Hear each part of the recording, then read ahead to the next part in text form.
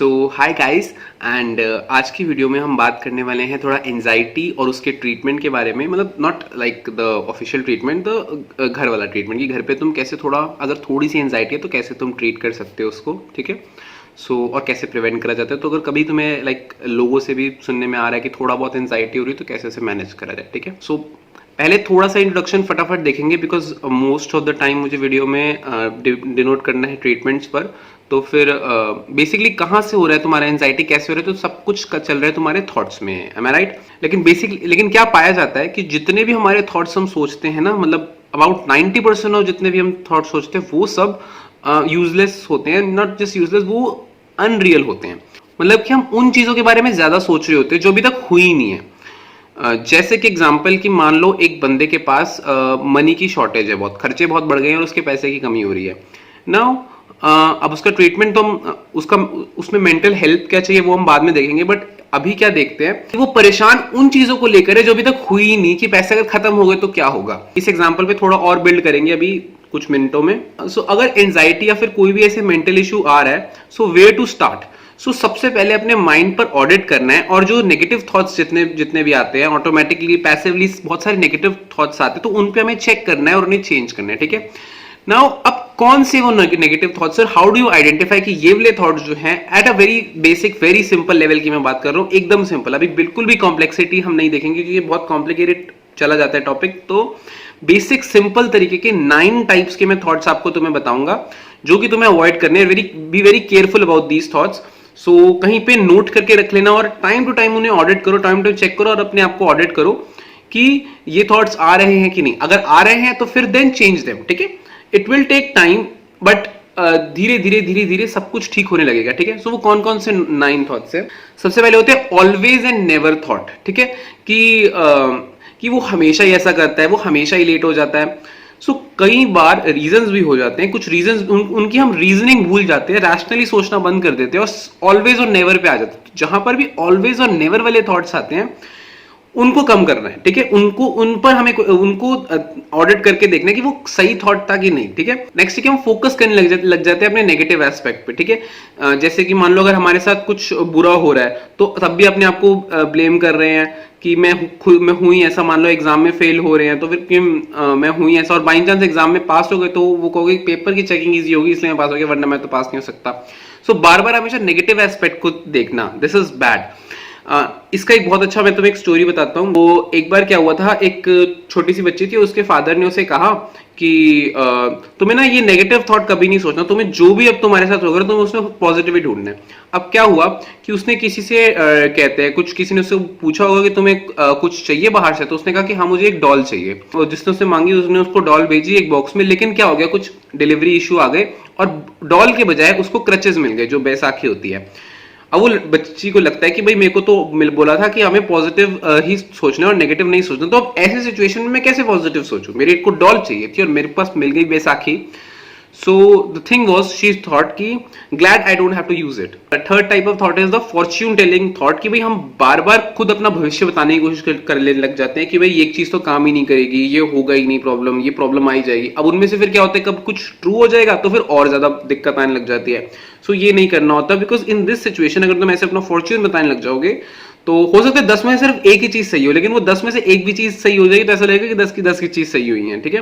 तो इसमें हमारे जो प्रॉब्लम है वो किसने क्रिएट करी है, तो हमने खुद ने, ठीक है। फोर्थ आता है तुम्हारे माइंड रीडिंग थॉट्स, ठीक है। माइंड रीड करना, now this is a misnomer because हम इसमें एक्चुअली में माइंड रीड नहीं कर रहे, इसमें बस हम सोच रहे हैं कि मान लो मेरे को कहीं लोग कहीं जाना था, मेरे को कहीं जाना था और मेरे फ्रेंड्स कहीं साथ में गए और उन्होंने मुझे इनवाइट नहीं किया, तो अब बाद में मैं बार बार ये सोचने लग जाऊं कि भाई वो मेरे को पसंद नहीं करते, मेरी कोई गलती है। या फिर हम कहीं गए हैं किसी पार्टी में, किसी ने हमें हाय हेलो नहीं किया और उससे फिर हम उस पर थॉट बिल्ड करने लग जाए कि भाई मैंने कुछ गलत तो नहीं कर दिया, प्रॉब्लम तो नहीं हुई। तो बार बार ये सब सोचना और ये ओवर थिंकिंग करना इसकी, this is bad. May be it was not for me, may be उन्होंने मेरे अपने गुड के लिए कुछ सोचा हो, या मे बी जस्ट उन्होंने नोटिस ना किया हो। Don't just read their mind, okay, you can not do it. Next very important is thinking with your feeling, ठीक है। तो हम अपने कहते दिल से सोचने लग जाते हैं और दिमाग को भूल जाते हैं। नाउ इट इज सेट कि जो सबसे बड़ा डिस्टेंस जो होता है ना हमारे वर्ल्ड में, वो ये 13 सेंटीमीटर का डिस्टेंस होता है हार्ट और ब्रेन के बीच में। बट इसका मतलब क्या है कि अपने दिल से सोचने लग जाना और दिमाग पे, क्योंकि व्हाट्सएप स्टेटस तो कहते हैं कि अपने दिल से सोचो और दिमाग से नहीं, बट दैट्स रॉन्ग। दिल से और दिमाग से दोनों से हार्मनी में रह के सोचना चाहिए। सो इसका एग्जांपल लेते हैं, मान लो एक हस्बैंड वाइफ है, दोनों ऑफिस से काम करके आए। अब वाइफ जो थी उसका दिन अच्छा गया ऑफिस में, लेकिन हस्बैंड का दिन जो है वो बेकार गया। और वाइफ ने आके हस्बैंड से बात करने की कोशिश की, लेकिन हस्बैंड परेशान लग रहा था। तो अब अगर वाइफ सोचने लग जाए कि ये हस्बैंड मुझे प्यार ही नहीं करता, so that is going to create problem, that's wrong ना। उसके पीछे कोई और रीजन था, वो ना सोचकर हमने सीधा ही अपने बिना दिमाग को इस्तेमाल करे सोचना शुरू कर दिया।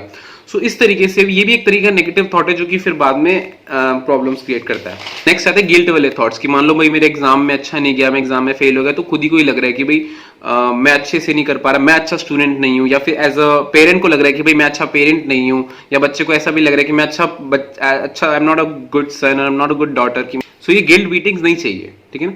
सो ये गिल्ट, ऑलरेडी आप गिल्ट में, उसके ऊपर से अपने आप पर और परेशान कर रहे हो, तो बार बार सोच सोच के, तो ये सब चीजें नहीं करनी होती, ठीक है। ये भी नेगेटिव थॉट्स जनरेट करती हैं, तो ये भी नेगेटिव एनर्जी जनरेट करेगी। नेक्स्ट होता है आपका लेबल कर देना। ये बहुत ही गलत बात है कि हमने किसी को किसी सिचुएशन में डायरेक्ट उसे लेबल कर रखा है कि भाई ये है ही ऐसा, ये है ही पागल, ये लोग तो है ही अमीर, इनके पास पैसे खर्च करने को बहुत है। तो ये सारी जो लेबलिंग होती है ये भी गलत है, ठीक है। इससे भी बहुत ज्यादा नेगेटिविटी क्रिएट होती है। Then is your personalisation. Now let's see this a bit more in detail, because ये एट प्रेजेंट बहुत ज्यादा दिक्कत होती है इसमें, कि हर चीज को हमने पर्सनलाइज कर दिया कि मेरी वजह से ही हुआ है। जिसका एक एग्जांपल देखते हैं। Like I am a medical student and अभी तो चलो मैं इंटर्नशिप में नहीं आया, बट कल को मान लो मैं इंटर्नशिप में आता हूँ, या अभी भी मान लो कल को हमारी कोविड ड्यूटी लग जाती है। अब मैंने जाके कोविड ड्यूटी करी, तो फिर उसके बाद मेरे को कुछ दिन की छुट्टी मिली। मैं छुट्टी में मैं क्या मैंने तो कि मैं घर आ गया, कि मैं घर पे क्वारंटीन हो जाऊंगा, तो मैं घर आ गया, ठीक है। अब जब मैं घर आया तो बाय मिस्टेक क्या हो गया, वैसे मैं क्वारंटीन रहा लेकिन फिर भी पेरेंट्स को हो गया, ठीक है। अब क्योंकि इतना ज्यादा इन्फेक्शियस है तो हो सकता है, तो उसमें अब मैं बाद में अपने आप को ब्लेम करने लग जाऊं कि भाई मेरी वजह से हो गया, सबको मेरी वजह से हो गया, तो that will generate a lot of anxiety and lot of bad mental health on me, ठीक है। मेंटल इफेक्ट्स बहुत हार्मफुल होंगे इसके। Next and the worst is the blame game, कि हम ब्लेम करने लग जाते हैं एक दूसरे को कि भाई उसकी वजह से मेरे साथ ये दिक्कत आई, अगर इसने ना ऐसा किया होता तो मेरे साथ जरूर अच्छा होता। सो ये जो ब्लेम गेम होती है ये क्यों होती है, because we try to outsource our happiness, ठीक है। तो जब अगर हम आउटसोर्स करेंगे हैप्पीनेस को, तो ये ब्लेम गेम जरूर आएगी, ठीक है। सो ये 9 प्रकार के संकल्प थे जो कि ऐसे नेगेटिविटी क्रिएट करते हैं। अब जरा अपने मनी वाले एग्जांपल पे वापस आते हैं। सो आई टोल्ड यू कि पर्सन जो है उसके पास मनी जो है वो कम है। अब वो बार बार अगर यही सोचने लग जाएगा उन थॉट्स के बारे में जो अभी तक हुए ही नहीं है, उन चीजों के बारे में कि उसके पैसे अभी तक खत्म हुए ही नहीं है, लेकिन वो सोच के वो परेशान हो रहा है, तो दैट इज रॉन्ग। ये so that creates trouble, because वो जस्ट अपनी मेंटल हेल्थ डिटोरिएट कर रहा है। इंस्टेड वो क्या कर सकता है, वो थोड़ा स्टडी करके अपनी मनी सेव करने लग सकता है, ठीक है। सो अब वो सेव कर रहा है, यहां पर भी ऐसा नहीं कि वो उसने एकदम से ही छोड़ दिया वरी, कि भाई एकदम ही छोड़ दो वरी तो करनी ही नहीं है, तो चलो सारे पैसे खर्च कर देते हैं, ऐसा नहीं होता। हमेशा बैलेंस बना के मेंटेन करना पड़ता है। ये जो मैंने 9 नेगेटिव थॉट्स बताए हैं, इन सब में इनको पूरी तरह से अगर आपने खत्म कर दिया कि आपने चलो ये ऐसा सोचना ही नहीं है कि पर्सनलाइजेशन करनी ही नहीं है, या फिर ऐसा कुछ हो रहा है, तो फिर दिक्कत हो जाएगी, ठीक है। तो एक बैलेंस बना के चलना पड़ता है, और ये बैलेंस जो होता है वो हम धीरे धीरे सीखते हैं, ठीक है। सो वो जो आदमी जिसकी तंगी थी उसको थोड़ा मनी सेविंग की टेक्निक समझनी चाहिए, कैसे वो पैसा सेव कर सके, कैसे वो आगे वाली आनी चीज से बचे, रादर देन वरिंग, ठीक है।